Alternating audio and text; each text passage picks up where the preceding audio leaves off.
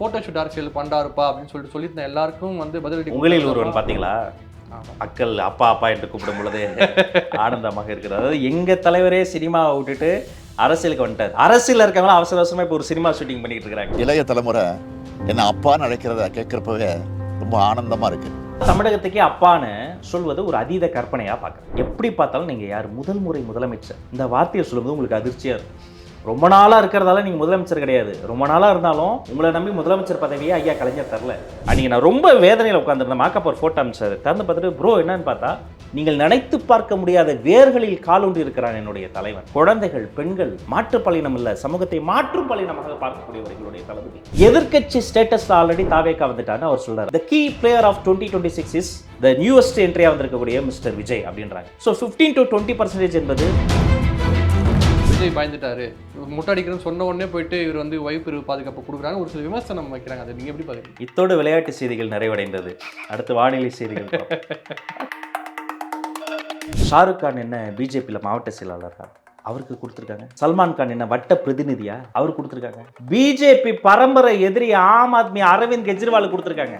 ஏன் ஆளும் திமுக அர்ஜுன் சம்பத்துக்கு தமிழ்நாடு மாநில காவல்துறையின் பாதுகாப்பு கொடுத்துருக்காங்க. அர்ஜுன் சம்பத் என்ன திமுகவினுடைய மாணவர் அணி தலைவர். ஆதவர்ஜனாவோ ஜானோரகேசாமியோ பிரசாந்த் கிஷோரா யாரா இருந்தாலும் தலைவருக்கு எதிராக என்ன பண்ணாங்கன்னா அந்த ஃபர்னிச்சரை தூக்கி போட்டு உடைக்கிற முதல் ஆளு. சரி, தேர்தல் அரசியலுக்கு எதிரானவர் தானே பெரியார். ஏன் இளைஞரணி மாநாட்டினுடைய அலங்கார தோரணத்தை வைக்கிறீங்க, பரப்புரையில் பேனர்ல வைக்கிறீங்க, பெரியார் சிலையை வாங்கி வச்சுக்குவீங்க, அன்னாரி வளத்தில் பெரியாருக்கு ஒரு சிலை வைக்க மாட்டீங்க. அப்ப உங்களுடைய சமூக நீதி என்பது கட்சி ஆரம்பிக்க மாட்டார், நீங்க வச்சு ஆரம்பிச்சார். இந்த மாநாடு நடத்த மாட்டார்னு சொன்னீங்களோ, மாநாடு நடத்தி காமிச்சார். பிரச்சனைக்கு பேச மாட்டார், நாங்க வேங்க வயலுக்கு பேசினார். வெளியே வர மாட்டார், நாங்க பரந்தூருக்கு வந்து நின்னார். இப்போ பிரஸ்ஸை சந்திக்க மாட்டார். உங்களுடைய விஷயம் இருக்குல்ல, கட்டாயமாக சந்திக்க. தொட்டு தொடரும் ஒரு பட்டு பாரம்பரியம். ராஜ்மஹால் மதுரை. வணக்கம்ண்ணா. எப்படி இருக்கீங்க? நல்லா இருக்கேன். எப்படி இருக்கீங்க? ரொம்ப நல்லா இருக்கேண்ணா. ஓகே. ஸோ வந்து ஒரு திரைத்துறையில இருந்து யூடியூப்லேருந்து நிறைய வீடியோக்கள் பேசி உங்கள் தமிழுக்கு ரொம்ப நான் நிறைய ஃபேன் பேஸ் இருக்கும்போது நானும் உங்களுக்கு அந்த ஃபேன். ஒரு திரைத்துறையில் இருந்து ஒரு தமிழக வெற்றி கழகத்துடைய நீங்கள் கொள்கை பரப்பு செயலராக நீங்கள் வந்திருக்கீங்க. இந்த ஜேர்னி எப்படின்னா இருக்குது பார்க்குறதுக்கு? நான் வந்து ஒரு சாதாரண பேச்சாளர். ஆனால் பேச்சுத்துறையில் பல உச்சங்களை தொட வேண்டும் என்ற அசாதாரண கனவுகளை வைத்திருந்தவர். ஓகே. ஒரு பேச்சு போட்டியில் கலந்துக்கும் போது நீங்கள் முதல் பரிசு வாங்கணும்னு நினைப்பீங்க. அடுத்த வருஷம் அந்த பேச்சு போட்டியில் நடுவராக நான் இருக்கணும்னு நான் நினைப்பேன். ஒரு தனியார் தொலைக்காட்சியில் தமிழ்நாட்டின் தலை சிறந்த பேச்சாளருக்கான தேடல் நடத்தி தமிழ் படித்தவர்கள், அவர்களுக்கு பாடம் சொல்லி கொடுத்தவர்கள்லாம் கலந்துக்கிட்டாங்க. இன்ஜினியரிங் காலேஜில் கடைசி பெஞ்சில் உட்காந்து முட்டை வாங்கிக்கிட்டு இருந்தேன் நான். வாழ்க்கையில் என்ன பண்ண போகிறோன்னு தெரியாமல் இருந்தேன் நான். அதில் கலந்துக்கிட்டு 38 மாவட்டத்திலிருந்து கலந்துக்கிட்ட எல்லா போட்டியாளர்களும் தோற்கடித்து தமிழ்நாட்டின் தலை சிறந்த பேச்சாளர் என்ற டைட்டில் நாராய் வந்ததை பணிவோடு தெரிவித்துக் கொள்கிறேன். இப்போ நான் ரொம்ப சாதாரணமானவன், எளிமையானவன். ஆனால் ஒரு அசாதாரணமான கனவு என்பது எனக்கு சின்ன வயசுலேருந்து இருந்தது. அதோடைய நீட்சி தான் நான் வந்து ரேடியோவில் ஆர்ஜேவாக போனது. இங்கே சென்னையில் ஒர்க் பண்ணேன். இலங்கையில் போய் ஒரு 4 ஆண்டு காலம் போர் உச்சத்தில் இருந்தபோது அங்கே ஒர்க் பண்ணேன். என்னுடைய தமிழ் அங்கே தான் செழுமையாச்சு. திரும்ப இங்கே வந்தேன். இங்கே தனியார் தொலைக்காட்சிகள்லாம் நிறைய நிகழ்ச்சிகள் பண்ணேன். அதன் அடுத்த கட்டமாக சோஷியல் மீடியாவில் புச்சட்னின்னு ஒரு சில நண்பர்கள்லாம் தொடங்கினப்ப அதில் ஒரு சாதாரண எழுத்தாளராக சேர்ந்து வாய்ஸ் ஓவர் ஆர்டிஸ்டாக மாறி, அப்புறம் ஒரு டெம்பரரி எம்ப்ளாயாக மாறி, அப்புறம் ஒரு ஃபேஸாக மாறி, அந்த கம்பெனியிலேருந்து நான் வெளியேறும் பொழுது அந்த சேனல் ஹெட்டாக நான் தான் இருந்தேன். ஸோ இதுதான் நம்முடைய பயணம். மீதி எல்லா மீடியா பயணத்தை விட சோஷியல் மீடியாவில் நம்ம இது வந்து அதிகம் பேசப்பட்டது. ஓகே. ஏன்னா தமிழுக்கு அது புதிது, என்னுடைய தமிழ் சோஷியல் மீடியாவுக்கு புதிது. எல்லாரும் இந்த படம் இப்படி இருக்குது, இந்த படம் நல்லா இல்லைன்னு படத்தை பற்றி பேசின போது நான் பாடங்களை பற்றி பேசிக்கிட்டு இருந்தேன். எல்லாரும் கதைகளை விவாதித்த போது நான் களத்தை விவாதித்தேன். அநீதிக்கு எதிராக, குரலற்றவர்களின் குரலா, பல்வேறு பிரச்சனைகளுக்கு வந்து நாம் துணிந்து சொல்லலாம். ஃபர்ஸ்ட் மூவர் தமிழ் சோஷியல் மீடியாவில் இந்த சோஷியல் காஸ்க்காக சோஷியல் விஷயங்களை கமெண்ட்ரியாக பேசுனது வந்து நாம தான். அந்த வாய்ப்பை காலம் நம்ம கொடுத்தது. அப்படி தான் நம்ம வந்து வெளியிலையும் இன்னும் நிறைய பிரபல்யம் அடைஞ்சோம். ஓகே. ஸோ இவ்வளோ ஃபேம் ஆகிட்டு இருக்கோம் அப்படிங்கும் போது அரசியலுக்கு போகலாம், தமிழக வெற்றி கழகம் தான் அதுக்கு சரியாக இருக்கும்னு சொல்லிட்டு எந்த இடத்துல முடிவு பண்ணி? எல்லா நதிகளின் பயணமும் ஒரு நாள் கடலை தொடுவது தான். அது தொட்டு விடும் வேகத்தில் தான் வேகமாக ஓடி ஏதோ ஒரு இடத்துல நின்றுடும்.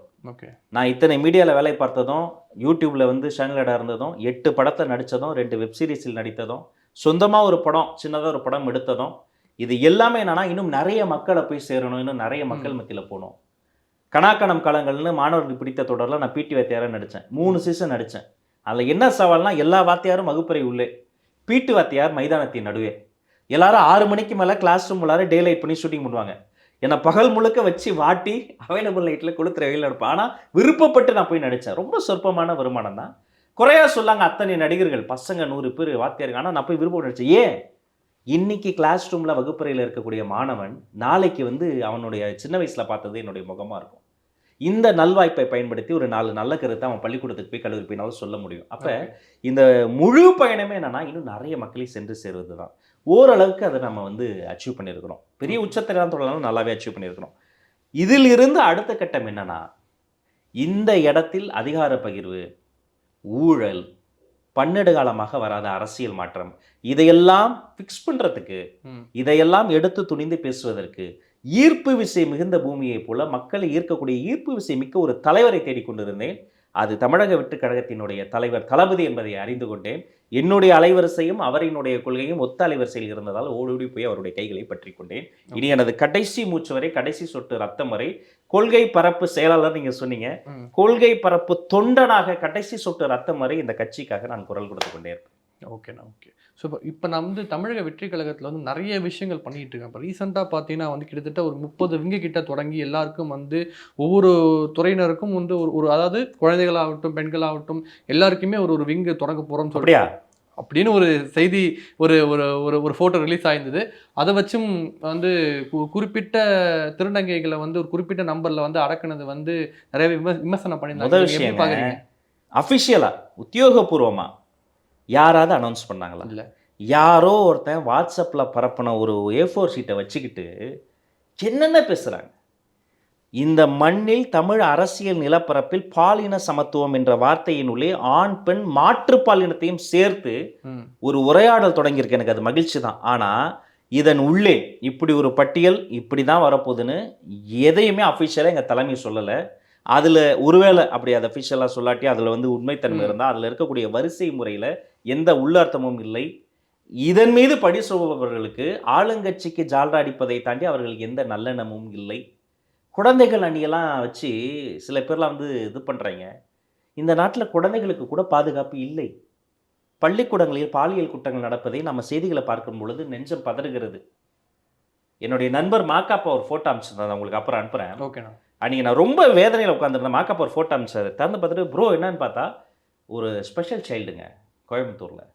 அந்த குழந்தை வந்து அதால் தானே தன்னுடைய உணவை சாப்பிட முடியாது. அந்த குழந்தை கையில் ஏதோ ஒரு பேப்பர் வச்சுக்கிட்டு அப்படியே இருக்குது, வீல் சேரில் இருக்குது. பின்னாடியும் நிறைய குழந்தைகள் இருக்காங்க. நான் ஜூம் பண்ணி பார்த்தா அதில் தளபதி ஃபோட்டோவை வரைஞ்சி ஒரு பூவை வரைஞ்சி சின்னதாக ஒரு இதயத்தை வரைஞ்சி தருண்னு பேர் எழுதியிருக்கான். நான் நிகழ்ந்துட்டேன். ஃபோன் பண்ணி மக்கப்பா என்னதுன்றேன். ஆமாங்கய்யா, இந்த பையனுக்கு சாப்பாடு உண்மையிலேயே சாப்பிட முடியாது. ஓகே. கனடாவிலேருந்து ஒரு பெரியவங்க வந்து நிறைய பேர் சேர்ந்து அது மாதிரி நிறைய ஸ்பெஷல் சைல்டுக்கு ஒரு ஹோம் நடத்துகிறாங்க. ஓகே. அவன் ஒன்று கேட்பான், யார் இது மாதிரி யாராவது பார்க்க வந்து நான் உங்களுக்கு ஒரு கிஃப்ட்டு தரவான்னு டக்குன்னு எடுத்து தளபதியை வரைஞ்சி தரானா. நீங்கள் நினைத்து பார்க்க முடியாத வேர்களில் காலூன்றி இருக்கிறான் என்னுடைய தலைவன். குழந்தைகள், பெண்கள், மாற்றுப்பாலினம் இல்லை, சமூகத்தை மாற்றும் பாலினமாக பார்க்கக்கூடியவர் எங்களுடைய தளபதி. ஓகே. மாவட்ட செயலாளர்லாம் அஃபிஷியலாக சொன்னால அதை பேசுங்க. I challenge you. ஆட்டோ ஓட்டுகிற ஆட்டோ சாரதி, ஆட்டோ ஓட்டுநரை மாவட்ட செயலாளரை மாற்றிய மாபெரும் சாகசக்காரர் எங்களுடைய தளபதி. திமுக காட்டுங்க பார்ப்போம். வீல் சேரில் இருக்க ஒரு வாரியர், ஒரு மாற்றுத்திறனாளி லேடி வீல் சேரில் வந்து மாவட்ட செயலாளர் அப்பாயின்மெண்ட்டை வாங்கினாங்க. முதல் நாள் வரைக்கும் அவங்கள வந்து ஒரு சிம்பத்தியோட தான் பார்த்துருப்பாங்க. இன்னைக்கு அதிகாரம் போய் வணக்கம் வைப்பாங்க. மாவட்ட செயலாளர்கிட்ட கேட்டு தான் முடிவு எடுப்பாங்க. மருத்துவரில் இருந்து மன்ற நிர்வாகி வரை, என்னை போன்ற சாதாரண பேச்சாளர்கள் இருந்து பேராசிரியர்கள் வரை அதிகார பகிர்வு என்பது அறிக்கையில் இல்லை, நடைமுறை வாழ்க்கையில் நேர்காணல் செய்து ஒவ்வொரு இடமா பார்த்து அப்பாயின்ட் பண்ணிட்டு இருக்கிறார். அவரை சிறுமை செய்கிறவங்களுடைய ஹிஸ்ட்ரியை போய் எடுத்து பாருங்க. அவங்க அப்படியே ஒரு டிஎம்கே சிம்பத்தைசராக இருப்பாங்க. ஓகே. நீங்கள் இருந்துட்டு போங்க, மாற்று கருத்து இருக்கலாம். ஆனால் ஒரு நல்ல நோக்கத்தோடு வருவதை வந்து நீங்கள் சிறுமை பண்ணுறீங்க, நீங்கள் குத்தங்குறை சொல்கிறீங்கன்னா, விமர்சனம் வைக்கிறீங்க அப்படின்னா, விமர்சனத்தில் ஏதாவது எடுத்துக்கொள்ளக்கூடிய கூறு இருந்தால் அதை நம்ம எடுத்துக்கலாம். அவதூறுனா we have better things to do, tata bye bye, நாங்கள் போயிட்டே இருப்போம்.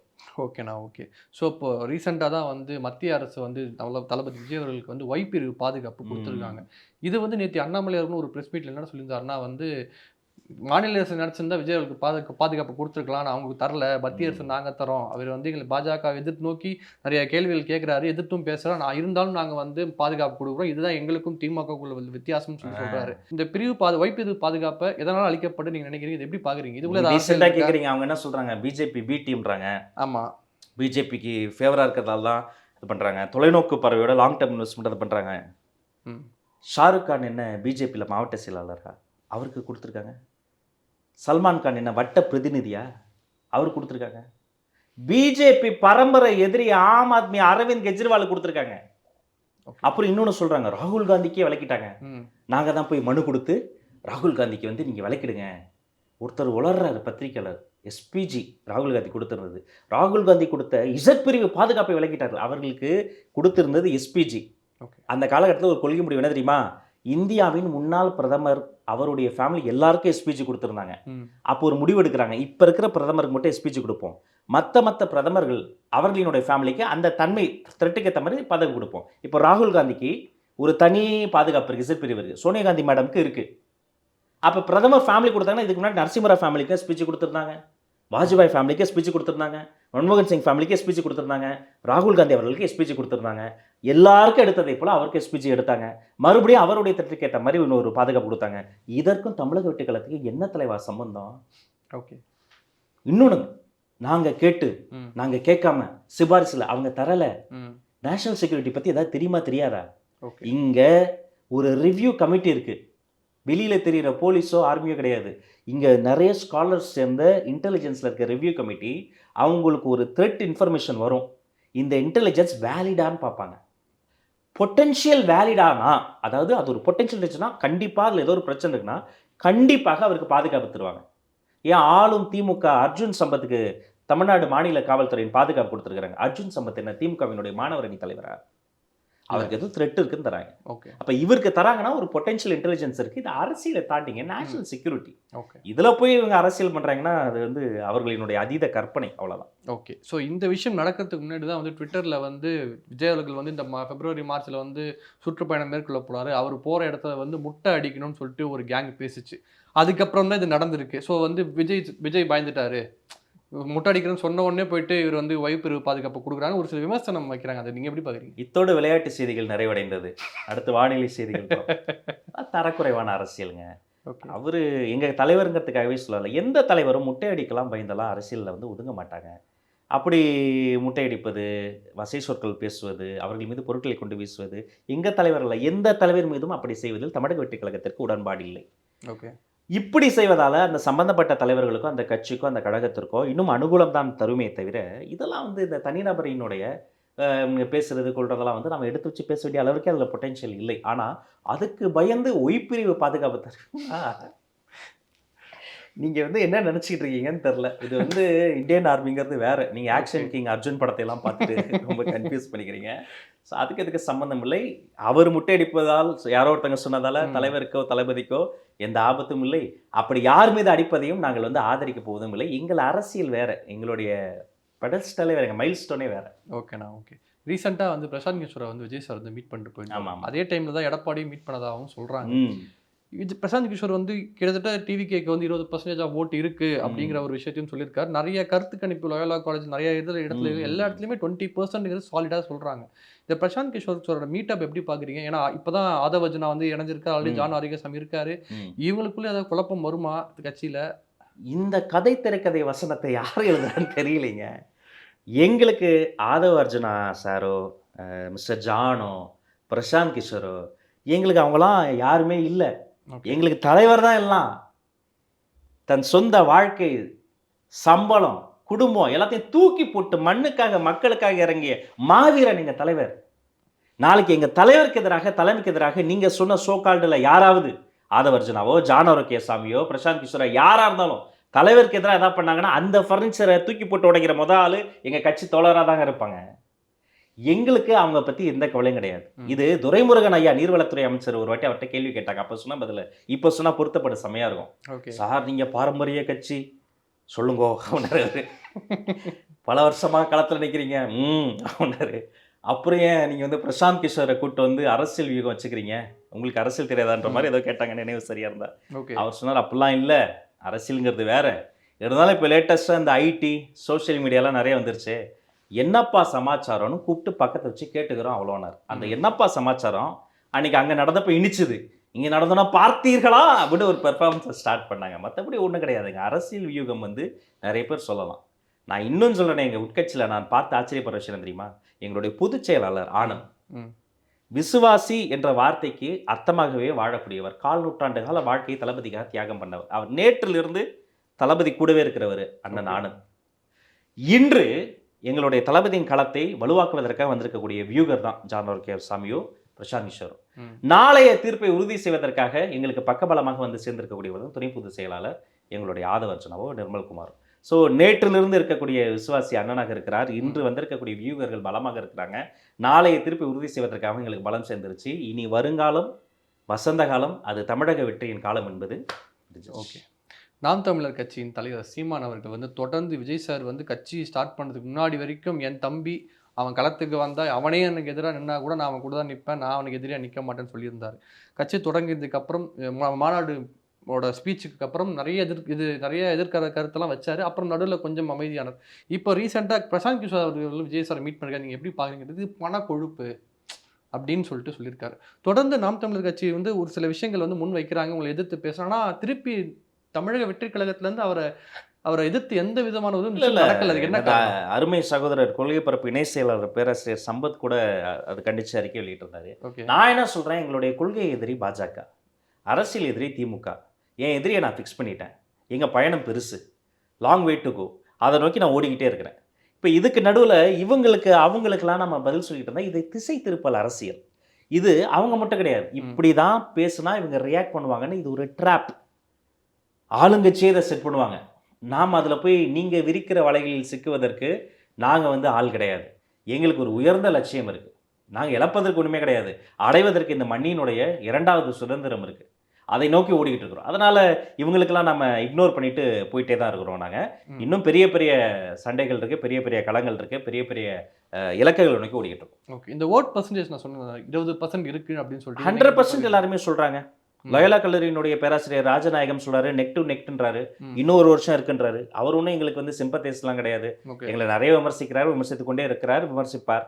அவர் சொல்றாரு பிரதான எதிர்கட்சியான அதிமுகவுக்கும் தாவேக்காக்கும் நெக் டு நெக்ன்றார். அதாவது தமிழ்நாட்டினுடைய எதிர்கட்சி ஸ்டேட்டஸ்ல ஆல்ரெடி தாவேக்கா வந்துட்டான்னு அவர் சொல்றாரு. அதனோட முக்கியமான பாயிண்ட் அதுதான். ஓகே, டெல்லியிலிருந்து வரக்கூடிய எந்த ஊடகம் எங்களுக்கு நண்பர், எங்களுக்கு ஒரு நண்பர்லாம் கிடையாது. அவங்க சொல்றாங்க the key player of 2026 is the newest என்ட்ரியாக வந்திருக்கக்கூடிய மிஸ்டர் விஜய் அப்படின்றாங்க. ஸோ 15 to 20% என்பது பெரும்பான்மையாக இப்போது இருக்கக்கூடிய ப்ரீ போல் எல்லாருமே சொல்கிறது. இன்னொரு வருஷம் இருக்குது, ஆன்டி இன்குபென்சி இருக்குது, இன்னும் பல பிரச்சனைகள் இருக்குது, தலைவர் சுற்றுப்பயணம் வர போகிறாரு, அது இன்னும் அதிகமாகும்.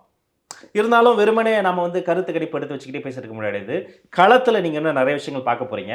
அது நடக்கும்போது நம்ம திரும்ப சந்திக்க தான் போகிறோம். அன்னைக்கு இதே மாதிரி மகிழ்ச்சியோடு பேச தான் போகிறோம். ஓகேண்ணா, ஓகே. ஸோ தொடர்ந்து வந்து அவர் ட்விட்டரில் வந்து ஏகப்பட்ட கண்டனங்கள் அறிக்கைகள் தெரிவித்தார். தலைவர்கள் பிறந்தநாளில் வந்து ஃபோட்டோ மாலை போட்டு சாமி கும்பிட்டு அதை வணங்கினார்.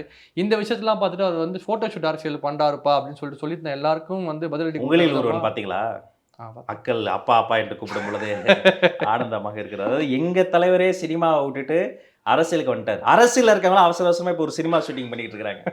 அதனால் ஒவ்வொரு தலைவரினுடைய பிறந்த நாள் நினைவு நாளில் நினைவு கூறுவது என்பது அவர்களுக்கான புகழ் வணக்கம். அவர்களினுடைய ஆயுட்காலம் முழுக்க அவங்க என்ன செஞ்சாங்கன்ற ஒரு விஷயத்தை தொண்டர்களுக்கு ஒரு அரசியல் பயிற்சி பாசறை மாதிரி அதை வந்து நினைவுபடுத்துவது. ஆனால் களம் என்பது வேற. அவர் உருவப்படத்துக்கு போட்டார், மாலை போட்டார், சிலைக்கு மாலை போட்டார்ன்றீங்களே. நான் இதை போராட்டத்தெல்லாம் கேட்குறேன். சால்ஜாப்பு மட்டும் சொல்கிறாங்க, எங்கள் கட்சி அலுவலகத்தில் பெரியாருக்கு நாங்கள் சிலை வச்சுருக்கோம். பெரியார் ஃபோட்டோ ஒட்டி அரசியல் பண்ணிட்டீங்களே, அண்ணாரி வளையத்தில் பெரியாருக்கு ஏன் சிலை இல்லை? போய் கண்டுபிடிச்சிட்டு வாங்க பிரதர், நான் உங்களுக்கு பரிசு தரேன். எங்கே இருக்குது தெரியும்ல, நான் வேணா மேப் பண்ணுறேன். இல்லை எனக்கு இருக்கு தெரியும். எங்கள் கட்சியில் அண்ணல் அம்பேத்கருக்கு சிலை வச்சுட்டோம். அண்ணா அறிவாலயம் சமூக நீதியெல்லாம் பேசுகிறாங்களே, அந்த அத்தனை ஏக்கர் அண்ணா அறிவாலயத்தின் உள்ளே கலைஞருக்கு சிலை இருக்குது, அண்ணாக்கு சிலை இருக்குது. ஒரே ஒரு அம்பேத்கர் சிலையை நீங்கள் கண்டுபிடிச்சிட்டு வாங்க. இதை கேட்டால் அவங்க என்ன சொல்லுவாங்க, அது வந்து பெரியார் வந்து தேர்தல் அரசியலுக்கு எதிரானவர், அதனால் அவருடைய கட்சியில் வந்து இருக்குது, இங்கே இல்லை அப்படின்னு சொன்னாங்க. தேர்தல் அரசியலுக்கு எதிரானவர் அம்பேத்கர் இல்லை, அப்போ அவருக்கு சிலை வச்சிருக்கலாமே. சரி, தேர்தல் அரசியலுக்கு எதிரானவர் தானே பெரியார், ஏன் இளைஞரணி மாநாட்டினுடைய அலங்கார தோரணத்தை வைக்கிறீங்க, பரப்புரையில் பேனரில் வைக்கிறீங்க? அவர் சிலையே வைக்கக்கூடாதான் சிஎம்மா பார்க்க போகிறவங்களாம் சிலைன்னு ஒரு கம்பெனி பண்ண பெரியார் சிலையை கிஃப்டாக கொடுக்குறீங்க. பெரியார் சிலையை வாங்கி வச்சுக்குவீங்க. அண்ணா அறிவாலயத்தில் பெரியாருக்கு ஒரு சிலை வைக்க மாட்டீங்க. அப்போ உங்களுடைய சமூக நீதி என்பது போலியானது, போதுமானதாக இல்லை. அங்கே இருக்கக்கூடிய பல தோழர்களுக்கே இது தெரியாது. கேட்டோன்னா ஆமால இத்தனை வருஷமாக வரும், தலைவருக்கு இருக்குது, அண்ணாக்கு இருக்குது, ஏன் பெரியாருக்கு சிலை இல்லை அப்படின்னு இந்த கேள்வி கேட்டால் தோணணும். ஆனால் அவங்க என்ன பண்ணுறாங்க, இல்லை இல்லை நீங்கள் தப்பாக புரிஞ்சுட்டீங்கன்னு முட்டு கொடுக்குறாங்க.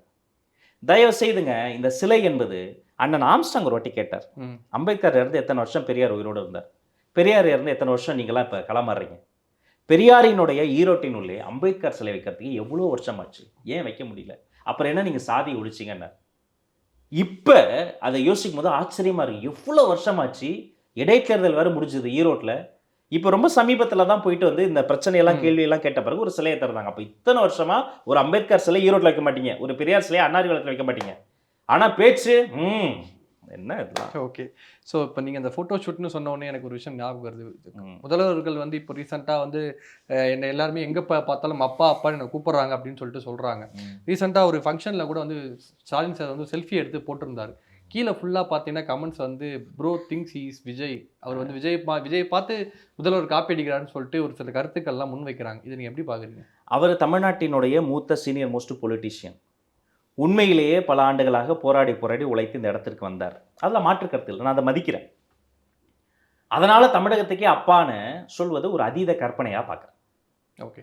எப்படி பார்த்தாலும் நீங்கள் யார் முதல் முறை முதலமைச்சர், இந்த வார்த்தையை சொல்லும்போது உங்களுக்கு அதிர்ச்சியாக இருக்கும். ரொம்ப நாளாக இருக்கிறதால நீங்கள் முதலமைச்சர் கிடையாது, ரொம்ப நாளாக இருந்தாலும் உங்களை நம்பி முதலமைச்சர் பதவியே ஐயா கலைஞர் தரல, நீங்கள் இப்போ தான் முதல் முறை முதல்வர், 3.5 வருஷம் தான் முடிச்சிருக்கீங்க. அப்படி பார்த்தா 5 வருஷம் எடப்பாடியார் உங்களுக்கு முன்னாடி சிஎம் போஸ்ட் நிறைவு செஞ்சுட்டாரு. ஸோ சிஎம் போஸ்ட்டில் முழுமையாக இருக்கிற பொழுது நீங்கள் முதல் முறையாக வந்திருக்கீங்க. அப்புறம் மக்களாக அதை வந்து விரும்பி தரணும். நீங்கள் ஒரு ஆட் ஏஜென்சி வச்சு ப்ராப்பர் லைட்டிங் பண்ணி சாஃப்ட் பாக்ஸ் போட்டு மேக்கப் பண்ணி காஸ்டியூம், அந்த ப்ரௌன் பேண்ட்டே வேணும், இந்த பாருங்க இந்த மாதிரி வேணும், இந்த வெள்ளை சட்டை வேணும், அந்த காஸ்டியூம் அப்படியெல்லாம் சொல்லி எடுத்தீங்கன்னா அதுக்கு பேர் ஃபோட்டோ ஷூட்டு தான். மக்கள் சொல்லுங்க, மக்கள் போராட்டத்தலாம்னு சொல்லுவாங்கல்ல, அண்ணா அண்ணா அண்ணானா அண்ணாதுரை என்ற பேருக்கு மட்டும் கிடையாது, அன்பாலும் அறிவாலும் அண்ணா. தந்தை பெரியார்னா சிந்திக்க சொன்னவர் தந்தை, பகுத்தறிவின் தந்தை, அதனால் தந்தை பெரியார். அவரே சொல்லிக்கிட்டாரா என்னை தந்தை பெரியார் என்று சொல்கிற போது மகிழ்ச்சியாக அவரே சொன்னார் இல்லையே. அம்மானா ஒரு பெண் அவ்வளோ பெரிய அப்ஸ் அண்ட் டவுன்ஸை பார்த்து பொலிட்டிக்கல் ஜேர்னியில் ஒரு ஒரு மதர்லி ஸ்டேட்டஸ்க்கு வந்த பிறகு எல்லாரும் அம்மா அம்மானு அம்மாவை போல் அவங்கள வந்து கும்பிட்டாங்க. இதய தெய்வம்னு எம்ஜிஆர் சொல்கிறாங்க. உண்மையிலேயே இதயத்தில் அவர் தெய்வமாக பார்த்த மக்கள் இருக்காங்க. இன்னும் எம்ஜிஆர் சித்தத்தை நம்பாதவங்க வரும். அப்படி மக்களாக தரணும். கர்ம வீரர் பட்டம்னா கொண்ட கடமையை வீரத்தோடு செய்து முடிப்பார். அவருக்கு ஒரு டாஸ்க் அசைன்மெண்ட்டாக முடிச்சிருவாங்க. அது காந்திக்கே தெரியும். ஸோ அப்போ இவருக்கு இப்போ அப்பான்ற பட்டம் வந்து ஒரு அதீதமாக இருக்கிறது, செயற்கையாக இருக்கிறது. இன்னும் சொல்லப்போனால் அது ஆனந்தமாக இருக்குன்னு ஐயா சொல்கிறாங்க. மக்கள் அவஸ்தையில் இருக்கிறாங்க. மீடியாவில் பொறுத்த வரைக்கும் அந்த செய்திகள்லாம் எப்படியாவது மூடி மறைக்க முயற்சி பண்ணுறீங்க. பள்ளிக்கூடங்களில் பாலியல் தொந்தரவு, நமக்கு பிரச்சனைனா போலீஸ்கிட்ட போகலாம். போலீஸு பலவந்தாங்கல் போலீஸில் ஒரு பொம்பளை போலீஸை பாலியல் ரீதியாக துன்புறுத்த முயற்சி பண்ணியிருக்கிறாங்க. திரும்பிய திசையெல்லாம் சாதிய கொடுமைகள். வேங்கவையில் குற்றச்சாட்டு சொன்னவன் மேலேயே குற்றப்பத்திரிகையை தாக்கல் பண்ணியிருக்கீங்க. ஓகே. கள்ளக்குறிச்சியில் கலாச்சாரம் செத்து 70 பேர் செத்து போயிட்டாங்க. இரும்பு கரம் கொண்டு அடக்கவேனார். அதே கள்ளக்குறிச்சியில் அதே கலாச்சாரத்தை எக்ஸ்போஸ் பண்ண கல்லூரி மாணவர்கள் 2 பேரை வெட்டி கொண்டுட்டாங்க. இரும்பு கரம் துருபிடிச்சு போச்சுங்க. அப்புறம் எப்படிங்க நீங்கள் அப்பான்னு சொல்லுங்கள்? தயவு செய்து ஒரு தப்பான ஒரு ப்ரொபகண்டா, தப்பான அஜெண்டா, வேறு ஏதாவது பெட்டர் வார்த்தை எதாவது கண்டுபிடிச்சிட்டோம். ஓகே. பரந்தூருக்கு வந்து விஜய் சார் வந்து போயிட்டு அந்த மக்களுக்கு ஆதரவாக நின்னார். அதுக்கப்புறம் வந்து ஒரு வேங்கவேல் போக போறாருன்னு சொல்லிட்டு ஒரு செய்திகள் வந்துட்டு இருக்கு. அது உண்மையா? வேங்கவேல் போறாருன்னு ஒரு உளவு தகவல் வந்த உடனே தான் அவசரமாக குற்றப்பத்திரிகை கொண்டு வந்து கோர்ட்டில் கொடுத்தாங்க. அது தெரியுமா? வேங்கவேல் பிரச்சனை மட்டும் கிடையாதுங்க. ஓகே. தமிழ்நாட்டில் இருக்கக்கூடிய ஒவ்வொரு பிரச்சனையும் ஒவ்வொரு ஊர்லேயும் 38 மாவட்டத்திலையும் இருக்கக்கூடிய ஒரு உணவுப் பொருள், விளைபொருள், கலைப்பொருள், அங்கே இருக்க மக்கள் மத்தியில் இருக்கக்கூடிய பேசு பொருள், அந்த பிரச்சனையில் இருக்கக்கூடிய கருப்பொருள் எல்லாத்தையும் டீப் அனாலிசிஸ் பண்ணி ஒரு ஃபிங்கர் பாயிண்டிங்காக இல்லாமல் அவன் தப்பு பண்ணாங்க இவன் தப்பு பண்ணாங்க இல்லாமல் சொல்யூஷன் ஓரியன்டாக டீசென்ட் அட்டாக்காக டீப் பாலிடிக்ஸாக பண்ணுறதுக்காக அவர் தயாராகிட்டார். இந்த பட வேலை முடிஞ்ச உடனே நீங்கள் நினைத்து பார்க்க முடியாத அளவிற்கு அவர் வெளியில் வரதான் போகிறார், மக்களை சந்திக்க தான் போகிறார். அதனால் நீங்கள் ஒரு பரந்தூர் போகிறோன்னா முதல் நாள் போய் ஏகனாபுரத்தில் கூரையெல்லாம் பிச்சு போட்டீங்க. ஓகே. ஒரு சொந்த நாட்டில் சொந்த நாட்டு மக்களை பார்க்க போகிற ஒரு அரசியல் தலைவருக்கு இவ்வளோ கெடுபிடி எங்கேயாவது பண்ணுவாங்களா? வேங்கவேலுக்கு இப்போ வரைக்கும் அவர் இல்லை, நீங்கள் இல்லை, நான் இல்லை, யாருமே போக முடியாது. நீங்கள் அண்ணாரிவாளைய சேலஞ்ச் மாதிரி சேலஞ்ச் நம்பர் 2 இங்கேருந்து ஆதார் கார்டை எடுத்துகிட்டு வேங்கவேல் உள்ளார போயிட்டு வேங்கவேலில் போய் அந்த டேங்க் இருந்த இடத்த தொட்டுட்டு வந்துருங்க. கிரிக்கெட் ஆடுவீங்களே, அங்கே போய் ரீச் ஆகிட்டு கிரீஸை தொட்டுட்டு வந்துருங்க. நீங்கள் பாஸ்போர்ட் இருக்கா? வீசா இல்லாமல் வேங்கவேல் போக முடியாது. ஓகே. பரந்தூரும் போக முடியாது. ஏன்னா இவ்வளோ கெடுபிடி இருக்கேட்டா? இதுதாங்க தப்பு, இதை தாங்க பேசணும். இது வரைக்கும் நடந்த அரசாட்சிகளில் பிரச்சனை வந்து ஆமாம் பிரச்சனை தான், 2 அதிகாரியை மாற்று, தப்பு பண்ண மந்திரியா தூக்கு, அப்படி கூட செயல்படுவாங்க. பிரச்சனையே நடக்கலை, ஆடே திருடு போகிற மாதிரி கடவை கண்டன்ற காமெடி காட்சி தான் நடந்துக்கிட்டு இருக்கு. ஸோ இதையெல்லாம் மாறணும். மாற்றணும். ஒரு தனி மனிதன் மாறுவதற்கு இன்னொரு தனி மனிதன் போகணும். நான் மாறணுமா? என் டீச்சர், ஃப்ரெண்டு, அப்பா அம்மா. ஒரு தேசமே மாறுவதற்கு ஒரு தலைவன் வேணும். அந்த தலைவர் தான் எங்கள் தளபதி. ஓகே. ஒரு தேசத்தையே மாற்றுவதற்கு நல்ல அரசியல் வேணும். அந்த அரசியல் தான் நாங்கள் எடுத்திருக்கக்கூடிய தமிழக வெற்றிக் கழகம். இது ஒரு சிறந்த ஒரு முறையில் போய்கிட்டு இருக்கு. நீங்கள் நினைத்து பார்க்க முடியாத ஒரு வேலைகள் உள்ள நடந்துகிட்டு இருக்கு.